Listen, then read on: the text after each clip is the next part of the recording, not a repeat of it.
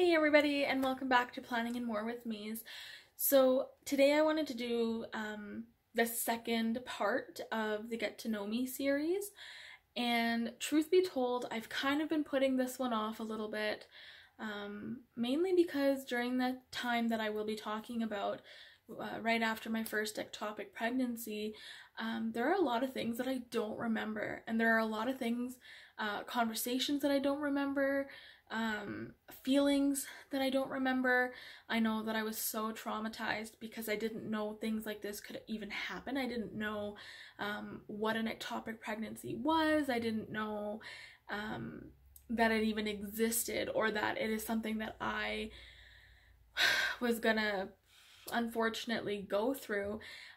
So a lot of things that happened during that time I've chosen to forget and not think about. I have been doing a lot of work though to start opening up those feelings again and start processing everything that had happened during that time. So it again is still a work in progress, and I think today I'm finally ready to sit down and really talk about some of the things that I went through during that time. Before I begin, I wanted to really thank you guys for all of the amazing support that I've received since my first video.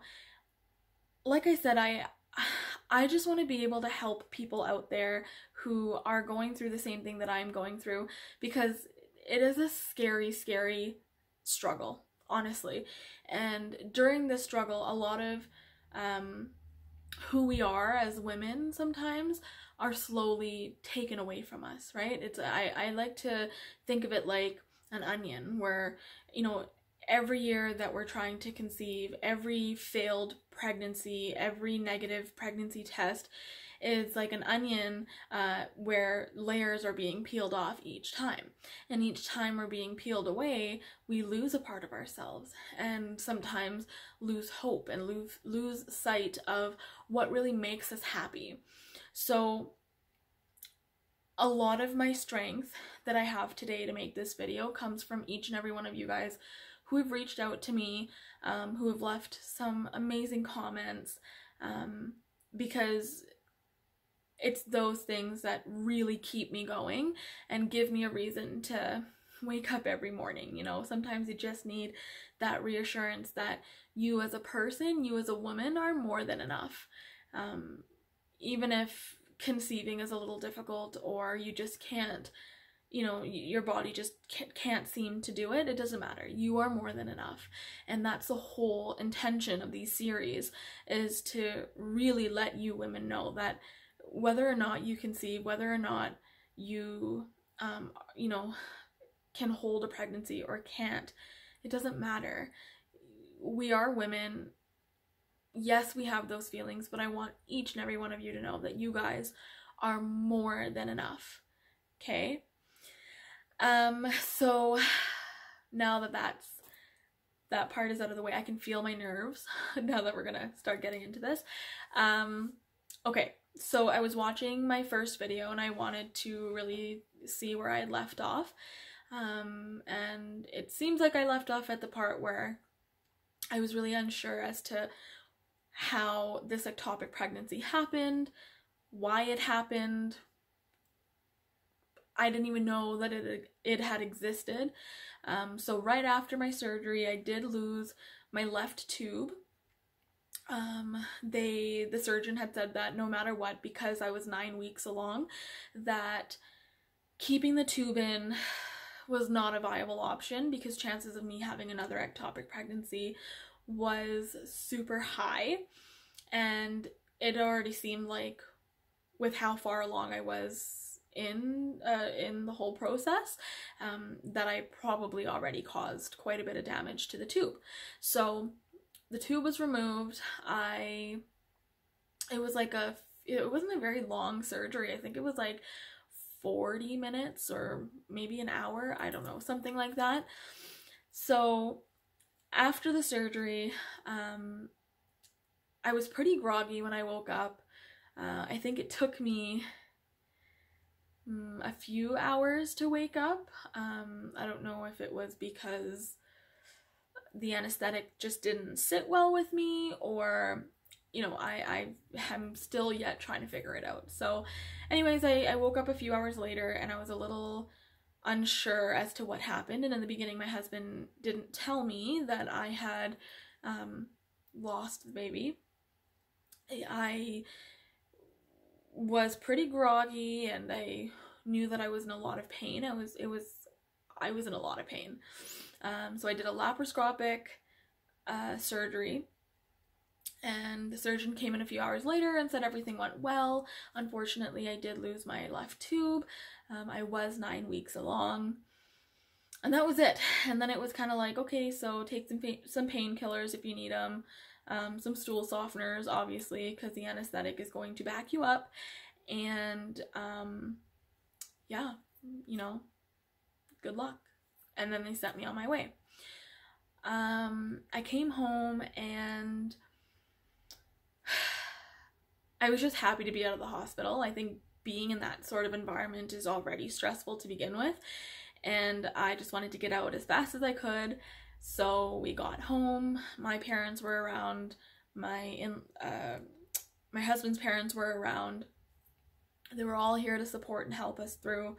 I just wasn't up to talking about it, I guess. I didn't know what to say to people. I didn't know how to react, and so I just didn't. And I think I just shut down and numbed out all the emotions around, you know, this ectopic pregnancy. I remember taking a month off. So I had just started a new job, a week into this new job, and then I had this ectopic pregnancy. And so I took 4 weeks off. My husband was home with me for part of the time. The other part of the time I just was at home. I did do some work from home for this new position that I was in. And I am forever grateful for the fact that, you know, they waited for me. My workplace, they gave me the benefit of the doubt and they waited for me. And I will be forever grateful for that. And I'm still with the same company 4 years later. So I wasn't sure really like what to feel. Let's put it that way. I wasn't sure I knew what to feel at the time. So I started slowly pushing my loved ones away. I stopped showing up to family dinners. I stopped participating in things outside of work. When I did finally go back to work 4 weeks later, I treated work like it was my baby. I associated this new job with the loss of my baby, and work then became my baby. That was my coping mechanism. My husband would continuously, I don't want to say push me, but would suggest that I go and speak to somebody, seek some professional help to help me with the feelings that I was having, the insecurities that I had, and I absolutely refused. Guys, when I tell you that I shut down, like I hardcore shut down. I didn't care. I never ever wanted to feel that way again. I knew that for sure. I never wanted to feel vulnerable, and I never allowed anybody to see that side of me. So because of that, I started pushing my people away. Okay, my people, my support group, my family, I started literally pushing them away. I was always agitated. I was always upset. I was always mad. I started depending on my husband to make me feel happy. And you know, someone once told me that your happiness does not depend on a person. It depends on what you have within yourself, right? I had nothing. Like, nothing. I was an empty vessel, guys. So, I started really putting a lot of expectations on my husband to make me feel happy. And if he didn't make me feel happy, then I was grumpy. I was an ignorant person to be around, and we fought a lot. during that time. So I try and talk to my husband about it now sometimes, and I'm like, I just want to know, like, what I was like during that time, what happened during that time, why did it happen, who was I really? That's the question, because like I said, I've completely blocked out what happened during that time because it wasn't me, and I knew that when I lost that pregnancy that a part of me had died, right? Simple as that. And I think anybody who has lost a pregnancy or who's had an ectopic pregnancy, I'm sure y'all can understand that when you lost it, a part of you also died, you know, and nothing will ever be the same again, you know? So, okay. Ugh, I feel like I ramble and I get like, I just got the shivers, and it's just, I hate talking about this. I really do. But so I finished feeling bad for myself. I can't even tell you what point, but there came a point where I wanted to just forget anything that had ever happened. I refused, like I said, I refused to talk about it. But in the process of refusing to do all this stuff and like actually deal with this stuff, as I mentioned before, I pushed everybody away. So at one point I really had like nobody, or I felt like I had nobody, and I didn't have anyone to turn to. And it was the worst feeling in the world, okay? And that's when I promised myself that I would never, ever, ever allow anybody to see me in that vulnerable state again. I think during that time I had really expected family to reach out and, you know, ask how I was doing. Even if they didn't specifically say, you know, that they were sorry for my loss, I think even just a simple text message or a phone call, asking if I needed anything, I think that's what I was expecting from my loved ones. And from some of them I got, and from others I didn't, and that's where a lot of my animosity was.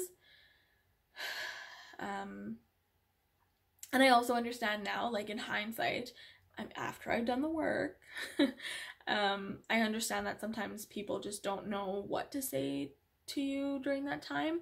It's not necessarily that they're being ignorant, it's just literally that they don't know what to say to you or how to say it. And I mean, I don't hold any grudges now, it's fine. Like I said, it's a time that happened. I'm continuously working on it. Sometimes I am triggered, even now, 4 years later, sometimes I am triggered and I'm like, oh, like, but, you know, I pull out those coping mechanisms and I get back into, you know, whatever routine it is that I have to get back to ground myself again. So that year, so my ectopic pregnancy happened in 2016, and the first year, so from 2016 of August to 2017 of August, I was almost an unrecognizable person. Even now to this day, like I don't think I'm 100% like myself, but I feel like I am now an older, wiser, smarter, less angrier person than I was in 2016. It was a rough year. It was a really rough year. I felt so inadequate as a person, as a woman. I remember some nights I would cry myself to sleep and just say, like, why? Why did this happen to me? What have I done? I used to blame myself a lot for it too. Which sucks because it's not our fault, right? Right off the bat, it is not our fault. Everything happens for a reason, and I know sometimes people get sick of hearing that, because I know I was one of them when people would tell me, you know, Shaniza, everything happens for a reason, and you'll find, you know, you might not find the reason out now, but you will find out the reason, and it's okay. But you need to stop being so upset, and you need to be happy, and you need to move on. And y'all, when people told me to move on, like, I swear to God, I was not having it. I was so irritated when people would say that. All I wanted to do was scream at them and say, it is not okay. What I went through is not okay.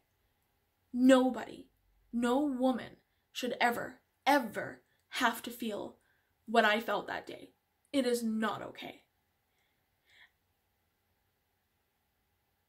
But I don't know if it's like a cultural thing where, you know, everyone was like, don't be upset, and, you know, you just need to move on, and you need to be positive, and like, that's just not something you say to somebody who went through something that's so traumatic like that, right? So I spent the year just being angry. I do know that. Apart from that, I don't like to hear very much, or even think about very much what that time was. I know that it was a very rough year for my husband and I. I know that I was a very angry person, and that's not normally who I am. And every day that passed, I felt like I was losing a little piece of myself. I went to see a doctor, and they kept prescribing me, you know, antidepressants and like Ativan for my anxiety and stuff like that. And I couldn't bring myself to really use a medication because I'm such a stubborn person. Like, it's not even funny. Like, my husband will tell you, I am probably the most stubborn person you've ever met in your life, and it's a-okay. But yes, I am a very stubborn person. So I had the prescriptions. I think at one point I was just so sick of being sick and tired. Like, I was sick and tired of being sick and tired, and I wanted to cave and just take the medication, and that's it. That's what I wanted to do. So I actually did get the prescription filled. I had the medication. I do remember this. I had the medication in my hand, and I was just sitting there, and I was like, one pill, like the start of one pill will start making me feel better, right? And so I toyed with it for a little. I contemplated it, and due to my stubbornness, I was like, okay, no, I can't do this. Like, I really need to put the work in myself. So without doing the proper work, I want to say, so August of 2017, July, June, I want to say like March of 2017, March of 2017, we had gone to see a fertility doctor, and he was like, okay, like, you know, let's do all these tests. Let's make sure that tube that you have left is perfect and that it's good to go, and then we can put you on some fertility meds, and, you know, let's do it. And so I said, okay, cool, like, perfect. So I did an HSG, which was like, gosh, I will do a separate video on that one, but like, bruh, it was nuts. So I started Clomid in March of 2017. The first month, so March, the month of March, it was 50 milligrams. You take it for like 10 days, and then you wait for your cycle to start, and then you go and get a blood test done to see if you've ovulated, and if you've ovulated, it's great, but if you haven't, then you get put on a higher dose.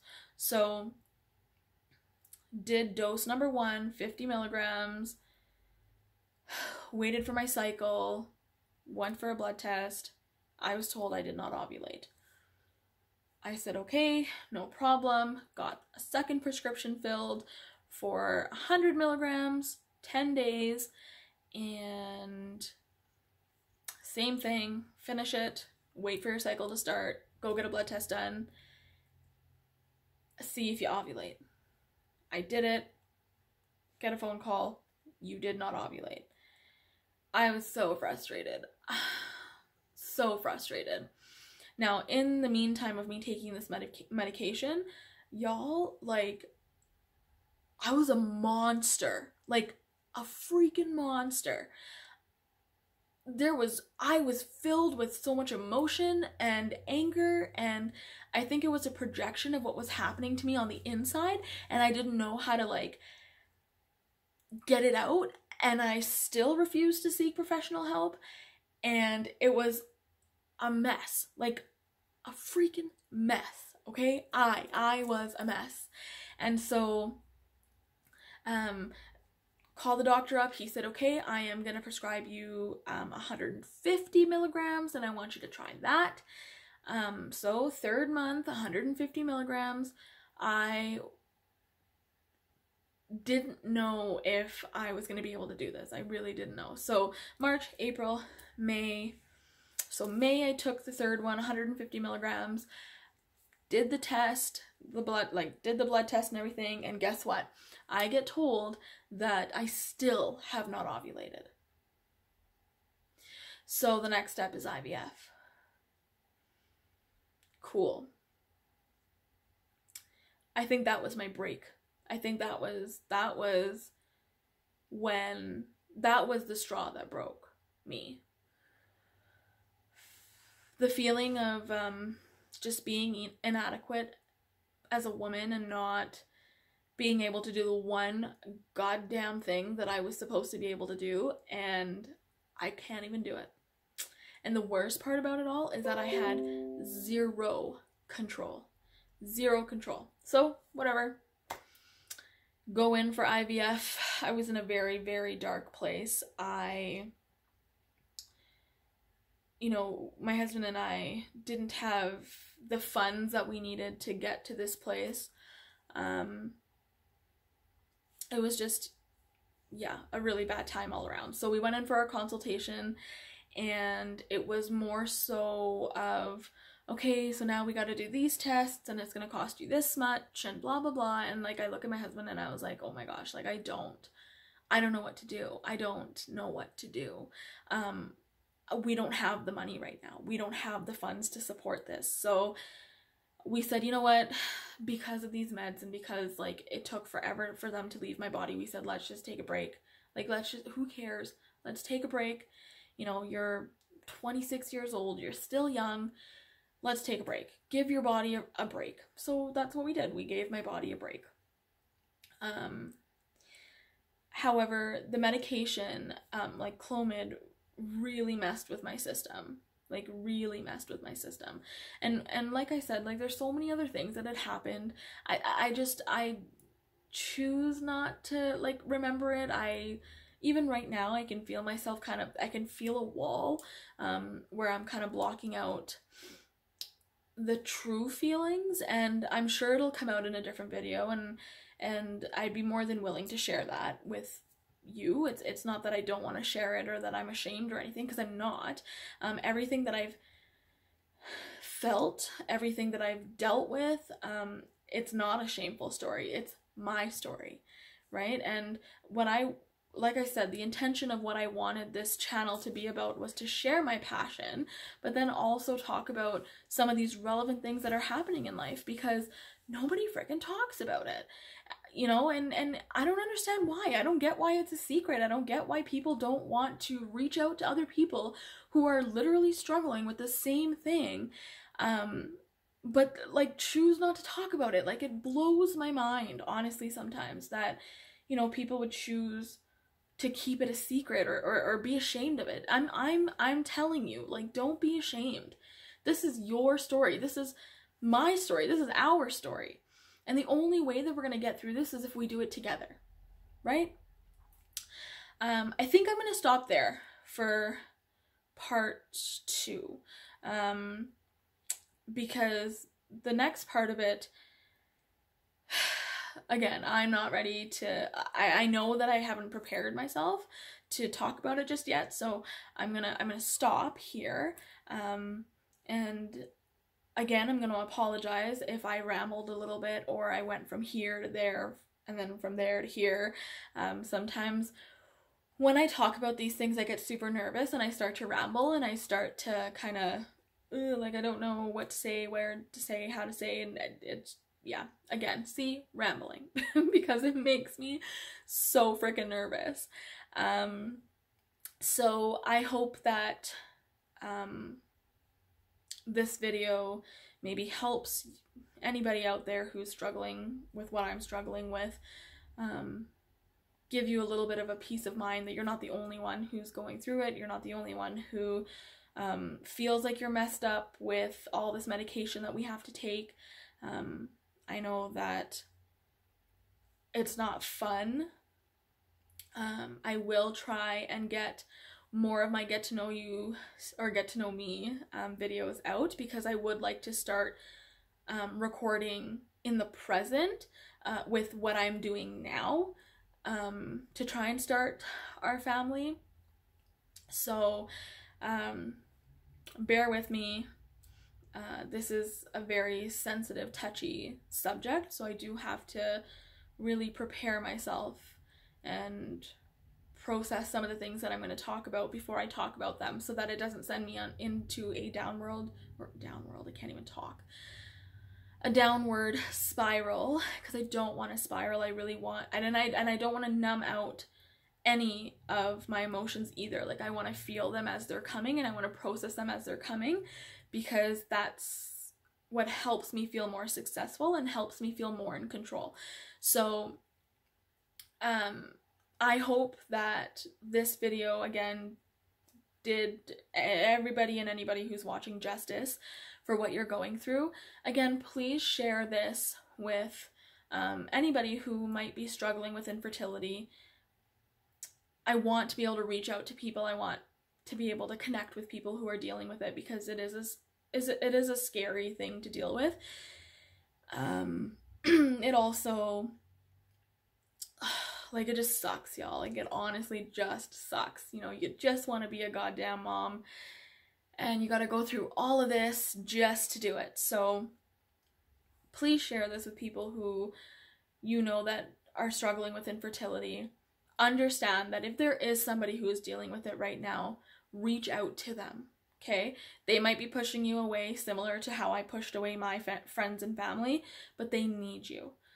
Even if it's a simple text message, checking in, seeing how they are, seeing if they need anything, seeing if, you know, I don't know, just send one of those, like a nice quote or something. Tell them how amazing they are, and tell them how much they are just enough, you know, like they're enough.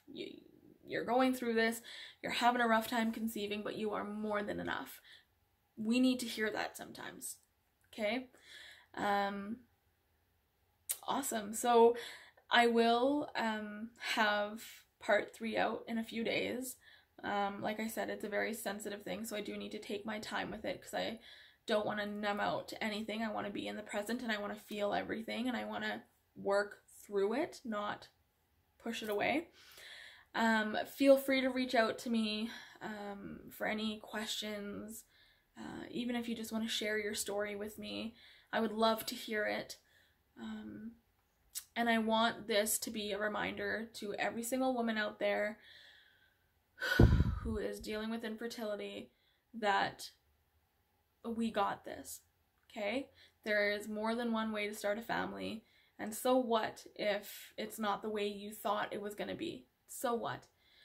Keep your heads up, be positive, hold on, okay? There's always hope. There's always hope, okay?